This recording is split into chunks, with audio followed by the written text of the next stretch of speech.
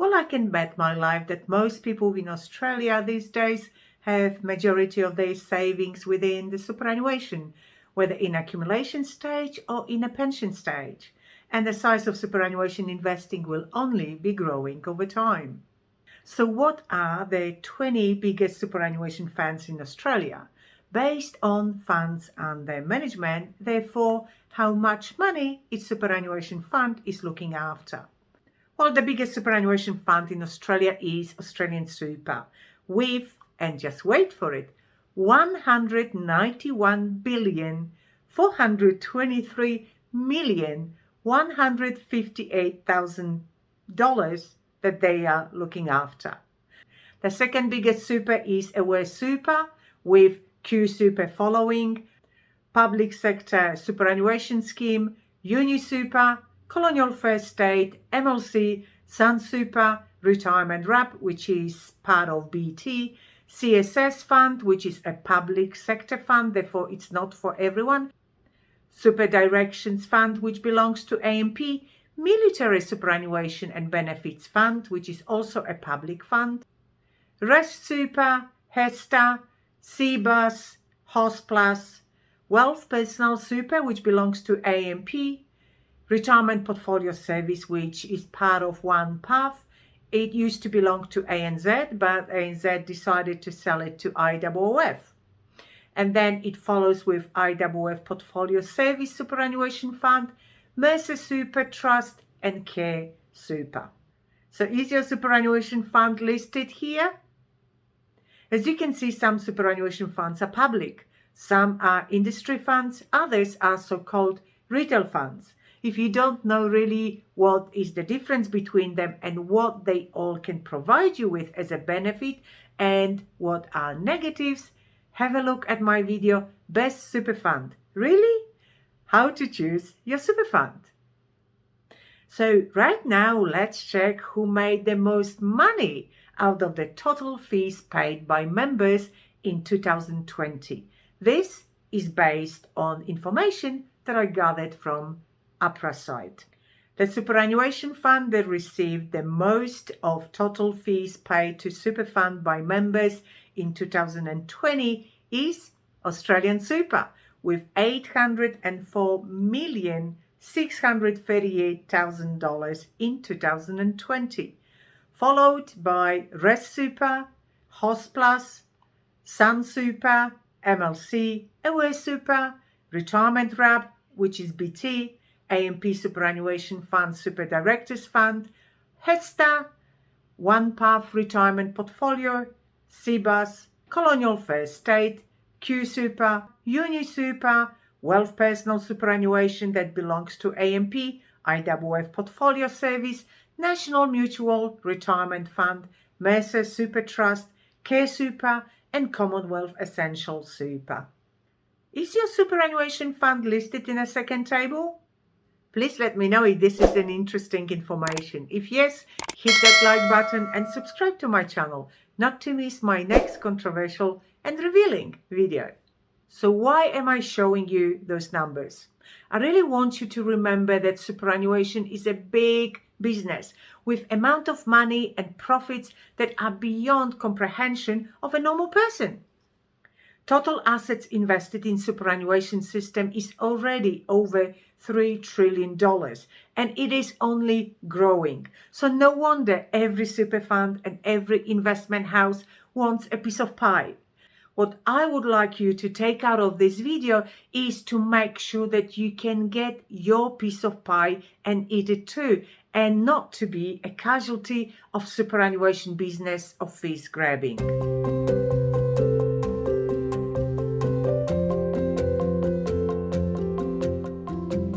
Fees are inevitable, but pay those that bring you benefit, that assist you with smart planning and smart investing, that improve your investment returns, minimize volatility if this is what worries you, and try to reduce fees that are not for your benefit.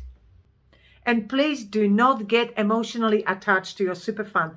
It is a business for your fund, and this is how you should treat it as well. My name is Catherine Isbrand. I'm certified financial planner and you are watching About Retirement TV, the place to find out how to get financially ready for your retirement or how you can improve your retirement position if you're already there. And believe me, during my 24 years in financial planning, I have most likely seen every single PDS, which is product disclosure statement, of every superannuation fund we have in Australia. Retirement is a journey, not a destination, so make sure you are well prepared for your retirement ride.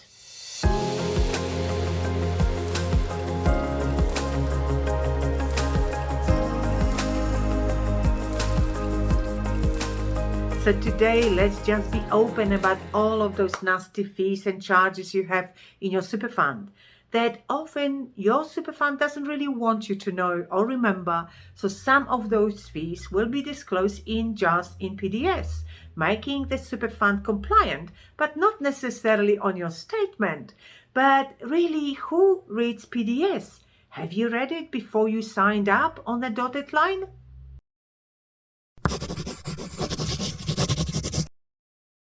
So let's review now the type of fees you may pay in a typical superannuation fund offering. Number one, administration fees.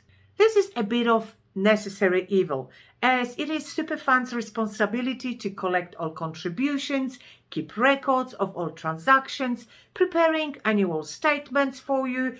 Most super funds will have a website for you to log in and check your balance and investment and performance 24/7, well, hopefully. So this is an essential service. Number two, management expense ratio, or so-called MER. This is a fancy name of investment management fee. This fee is paid directly to your investment managers and it is calculated as a percentage of the balance you have invested with them. Therefore, if you have a portfolio of 10 separate fund managers, you will know exactly how much each one is charging you for their work to provide you with returns.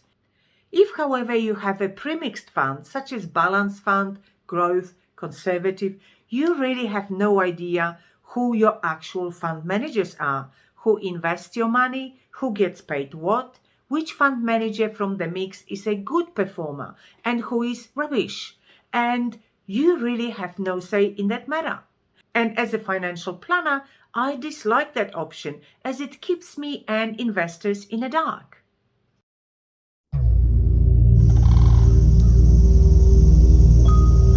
What is even more confusing is that often this type of fee is not disclosed on your statement, as those management fees are not deducted from your superannuation account directly, but rather deducted from the investment returns before any returns hit your superannuation account. Obviously, we are all trying to reduce those ongoing fees, but if the fund manager is providing you with good level of returns, especially consistent returns over a longer period of time, don't cut it out just because it might be charging you a little bit more money. If you receive a higher return than other fund managers, then this fee is quite justified. Wouldn't you agree? Number three, indirect cost ratio. This fee is very similar to the previously explained management fee, but it can actually include more types of fees in its calculations. Therefore, very often it is much higher than MER. Number four, performance fees. Some super funds or fund managers charge additional fee once they hit certain level of returns. This is charged as a percentage, which is kept at the upper percentage limit. Number five, investment switching fees. Again, some superannuation funds will charge a fee for switching between different investment options. For example, you could be charged such a fee if you want to switch from your balance fund to a growth fund and vice versa. Number six, buy-sell spreads. Just like switching fees, this fee could be charged at the time when you are changing your investments. It is charged on the basis of the difference between a buy and sell price of units in a fund of the transaction. The difference in the price between buy and sell price of those units is called buy-sell spread.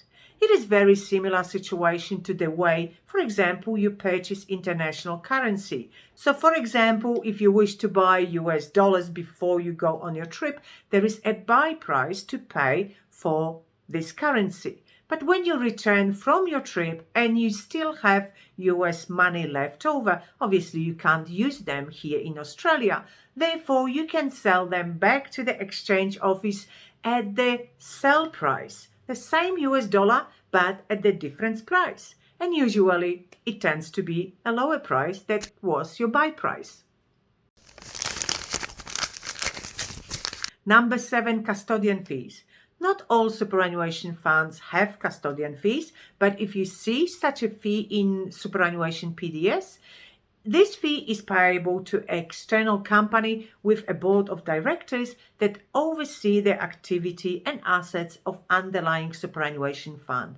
Therefore, this board of directors sort of work on behalf of members to ensure that superannuation fund works for benefits of all members.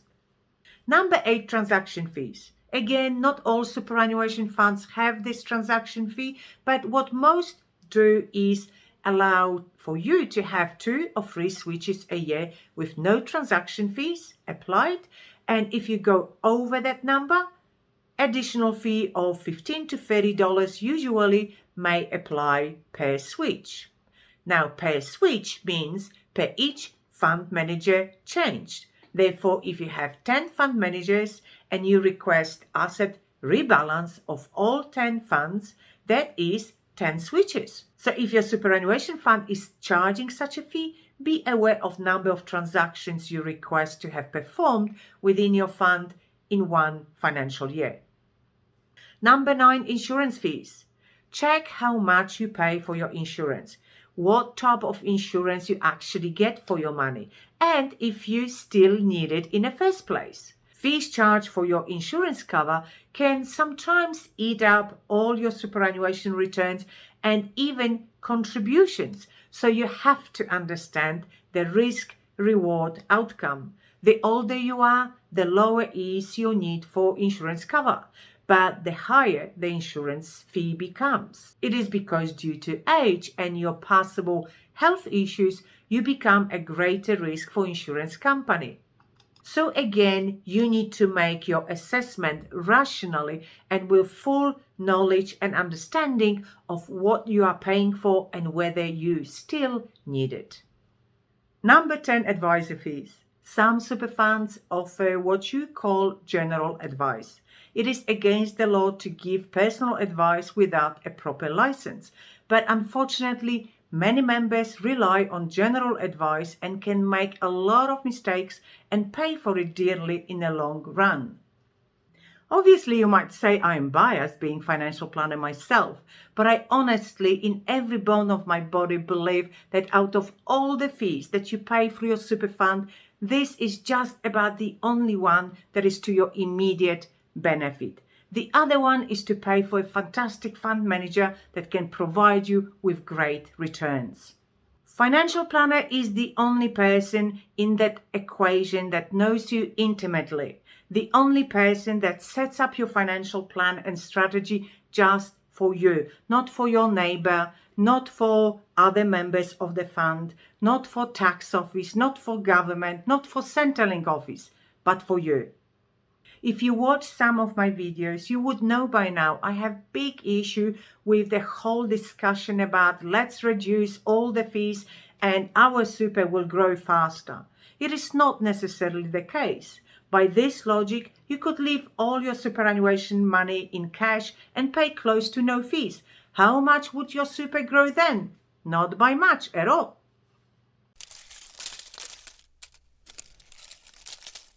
So please be reasonable and very rational about fees with good judgment, which fees are worth paying and which are a waste of your money. Many super funds say that fees are included in unit price, therefore it is not an additional fee for you. Well, I'm sorry, but in my language, this is just a way to hide fees, so it does not scare investors. The fee is the fee. no matter how it is charged, and it should be fully disclosed. Transparency and honesty should be the norm in superannuation investing, but unfortunately, it is still not. I am not opposed to fees. As I said before, they are inevitable if we wish to receive half-decent returns. But it is my right as a member of the super fund to know them all, and it is superannuation fund's responsibility to be open and honest about all the fees, and not to hide them behind unit pricing or listing them hidden deep down in a PDS that the public and members never read. And even if you try, those documents are written in such inviting tone and language that if you suffer insomnia, those documents would cure you in no time.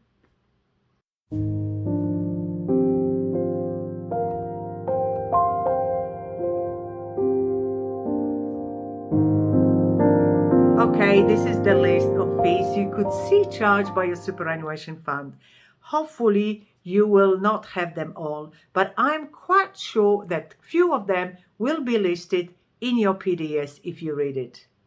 If you are unsure and you would like to double check your superannuation fees, just contact me for comparison of your fund and other options. For more information about superannuation fund, retirement, and different smart financial strategies, watch other videos of mine on this channel and visit my website aboutretirement.com.au. And while you're there, sign up to my newsletter that will keep you updated with important changes happening all the time that can impact your retirement plans. And now check out my series of videos, all you need to know about investing into super, smart strategies, how to take advantage of super as investment vehicle. The second option is for you if you have already retired. Lots of information about actual retirement and age pension. I will see you in my next video.